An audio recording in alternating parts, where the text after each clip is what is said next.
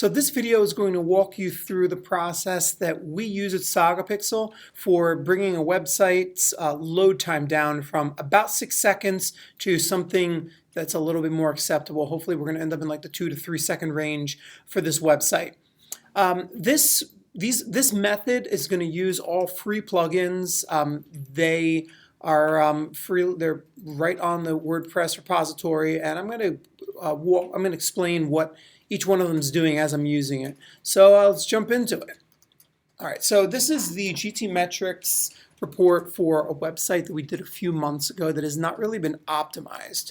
I'm actually going to go to the front end of the site, going to use my browser as well. So we're going to go over to network, and I'm going to do a hard refresh on my Mac. I'm going to hold Shift and hit refresh, so it's going to clear the cache.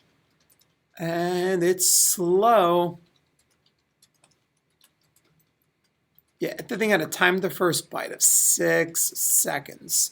That is quite ridiculous, and we're not going to let a client website sit there and take that long for a time to first byte. Now, the server itself is probably a factor. I know that they're on very low quality GoDaddy hosting, but we can definitely speed this thing up. So for the next 10 minutes or so, we're going to get it done.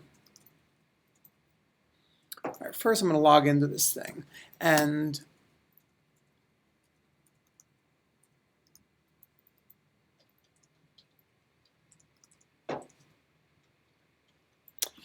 we're going to go over to the plugins.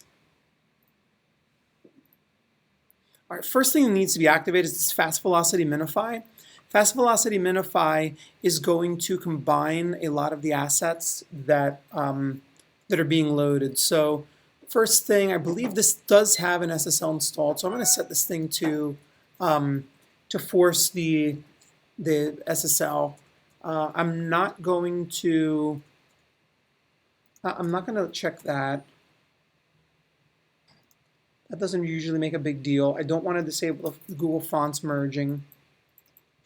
I don't want to preserve the order of CSS files. I want to inline the CSS in both the header and footer. The reason that I'm checking these settings is that we work primarily with Elementor, and I know that these settings are not going to cause anything to break. While you're using Fast Velocity Minify, if you do break something, it's probably going to be on Chrome. So make sure that after you've done all your settings and you've logged out of the website, you fire it up with Chrome and make sure that it didn't kill any of your style sheets.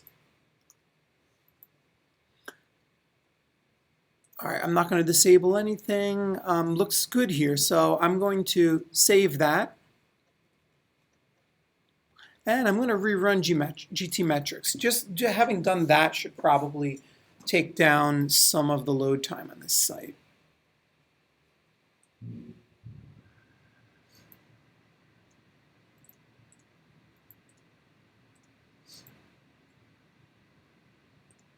A lot of it's probably still the server, though.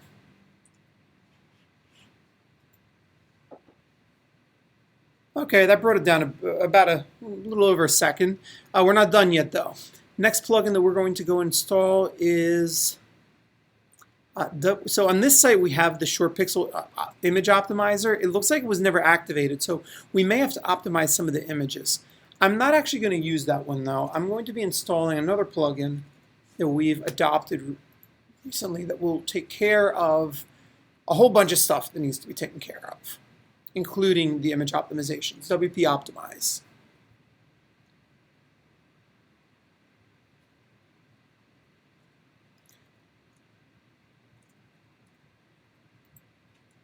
Okay, so go down to the settings, and the very first thing that we're going to do is go over to cache.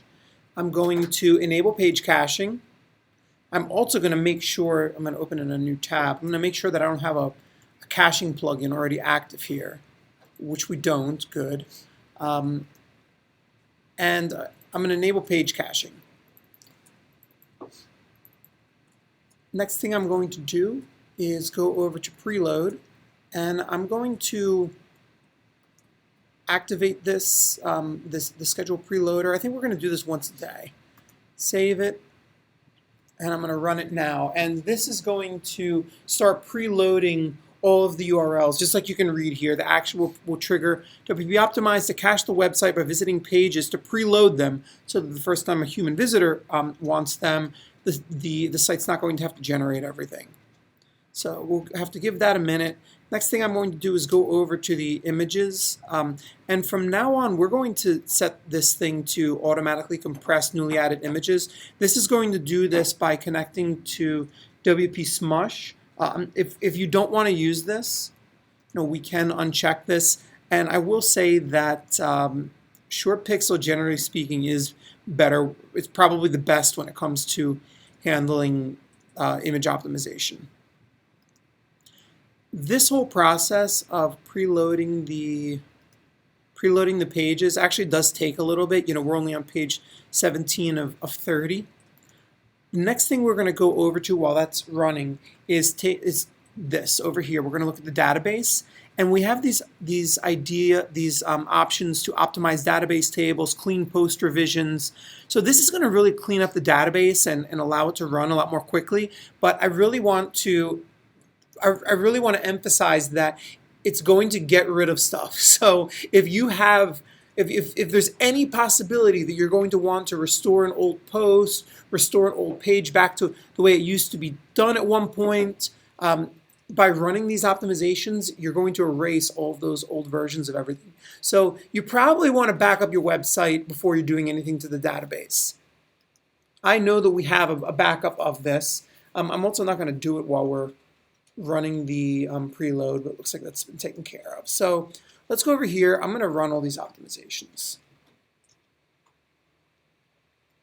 Here we have 1,200 post revisions that are now deleted. It's going to take a while for it to go through this sometimes. This is a fairly small website, so it really didn't take too much. But let's run this one more time, see what it's done.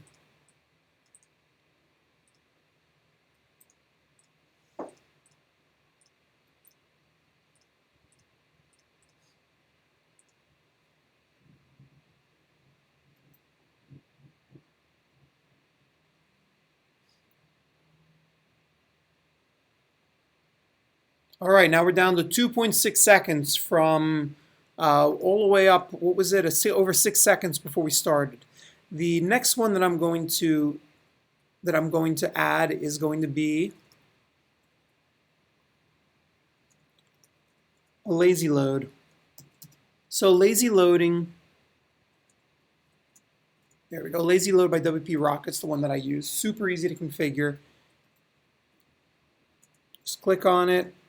Activate.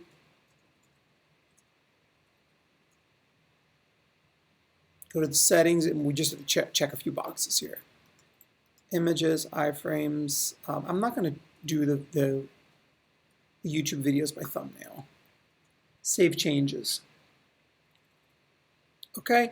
Now, last step, really, I think that the optimizing, we're not going to sit here while we optimize the entire library, but optimizing the images for this thing is going to be the last step to really get this down. I think we're probably going to get this down to about 2.5 seconds if we did end up using any images that were too big on the site. I hope that this was useful. Really getting a WordPress site to load in a quick manner is really not that difficult. I think that also a lot of the criticism of visual page builders like WP Bakery, in this case Elementor, Divi, they're unwarranted because there are a lot of things that you can do to get these websites to load quickly, even with a visual page builder. If this was helpful, please make sure you leave a comment, and if you're interested in learning more about SEO and WordPress, make sure you subscribe to our channel. Thanks.